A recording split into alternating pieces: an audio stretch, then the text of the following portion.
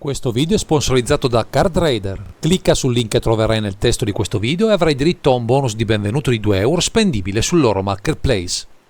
Inoltre, grazie al nuovo sponsor Fantasia Store, con il nostro codice sconto SEA5 avrai diritto al 5% di sconto per i tuoi acquisti su tutti i prodotti non scontati presenti sul loro sito.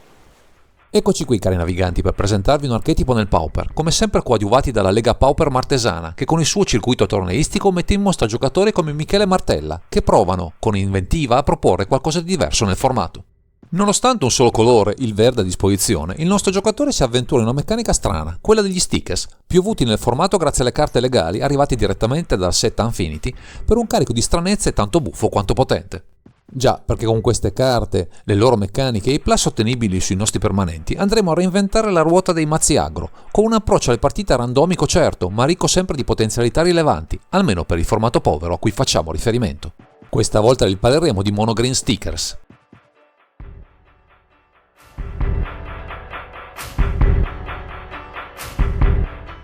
Se nelle premesse abbiamo accennato al potenziale delle meccaniche degli stickers, ora si deve capire se sono in grado di generare sufficiente value per una build che di base, come avremo modo di vedere in questo primer, punta al sodo. Con 3 Kitchen Troop avremo a disposizione sia un enable per accumulare stickers, ma soprattutto un bittante economico e piuttosto difficile da rimuovere, vista la sua abilità Ward impostata a 2, donandoci comunque una creatura solida con cui fare board e picchiare presto. Anche con 2 Silana Ledgewalker cerchiamo di avere dalla nostra una carta difficile da rimuovere, ricalcando lo stile dei mazzi stompi che vogliono fare board con creature ostiche che mettono in affanno gli avversari privi di risposte adeguate. Con un principio simile, pescando a piene mani dalla meccanica Undying, useremo con profitto 4 Young Wolf e 2 Sailor Elite, così da avere dalla nostra pezzi che si rianimano da soli, ingrossando le loro statistiche, così da risultare ancora più incisivi. Queste carte sinergizzano al meglio con i Bio-Goof, qui in 3x, perché richiedono il sacrificio di una nostra creatura per entrare con un costo di cast risibile, mettendo così in campo un 5-4 in fretta, pronti ad aggredire presto l'opponente di turno. Anche i Nest Invader in 4x si prestano ad accelerare la nostra azione, fornendoci una pedina sacrificabile, per mana o per il nostro cane pianta,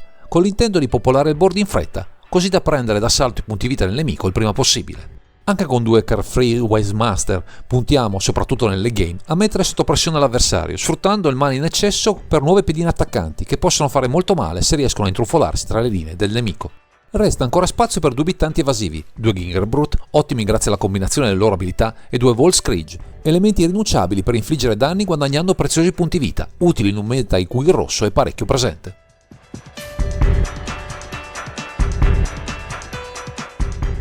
Se il comparto creature è ricco di espedienti, anche non legati direttamente alla meccanica degli stickers, tra le magie qualche cosa di interessante viene all'occhio, anche se l'impianto principale aggro resta sui binari collaudati. Di certo non ci faremo scappare l'utilizzo dei pump effect di spicco nel formato, con 4 Hunger o Wallpack, ottimi visti in molti pezzi sacrificabili, e 3 Vino o Basswood, utili a gonfiare o anche solo a proteggere un pezzo chiave, per delle combat sempre imprevedibili e letali. Abbiamo però un'altra tech, Finishing Move, in 4x, che svolge un doppio ruolo. Da un lato ci dona stickers, dall'altro offre un fight effect interessante, che va a compensare, in parte, l'assenza di rimozioni vere e proprie, dandoci modo di interagire con i pericoli del board nemico, con i nostri ciccioni.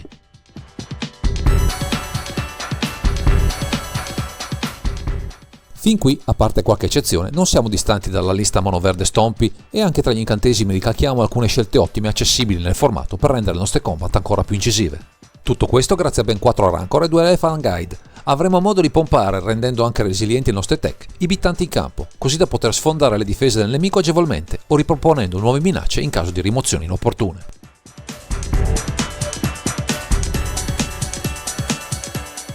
Con l'idea di sfruttare appieno tutto il potenziale offensivo del verde, coadiuvati da una meccanica innovativa, anche se parecchio strana, la mana base non si discosta molto dai canoni classici, con poche variazioni sul tema, visto che si cerca solidità e velocità dall'archetipo. Non andremo a inventarci nulla di nuovo, con 15 foreste che fungono da ossatura principale del mazzo, dandoci modo di partire con consistenza, con giocate già di primo turno, capaci di mettere subito pressione in campo senza troppi fronzoli. Ci sono comunque, per ulteriori bittanti sacrificabili, 2 Carly Garden, così da garantirci con maggiore solidità l'ingresso rapido ai nostri Bio-Goof, sempre ottimi soprattutto se coadiuvati da qualche tech per gonfiarne le statistiche. Infine, come effetto per manipolare un minimo la pila, ci dotiamo di 2 Crystal Grotto. Niente di eclatante se chiaro, ma visto che si tratta di terre che non entrano tappate, sono una gradita aggiunta, che non inficia la nostra velocità di azione.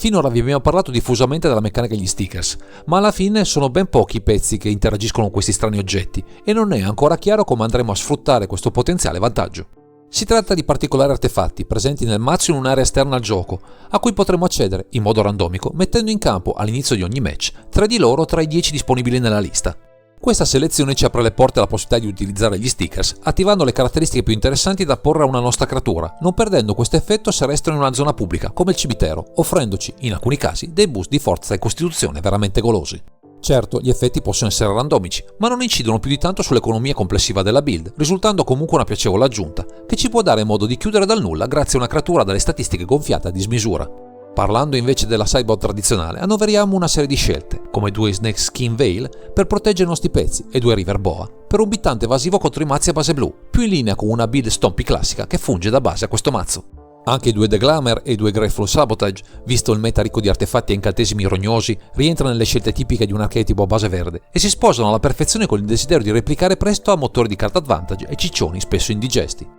Per i cimiteri utilizzeremo con profitto 2 Relic of Progenitus, mentre per le repliche alle nostre combat, che ci vedono scoprire il fianco, adotteremo 2 Moment Peace, altra scelta piuttosto tipica, visto che quasi sempre piegheremo le nostre creature, incuranti delle conseguenze, pur di infliggere il massimo dei danni al nemico. Ci sono però ancora 2 scelte più dettate dal meta del momento, che dai canoni del mazzo, con 2 Whirlwind Storm, visto il predominio del rosso nel meta attuale, e un Claw of Wirewood, per rispondere ai volanti del formato, a cui possiamo ben poco con le creature in nostro possesso.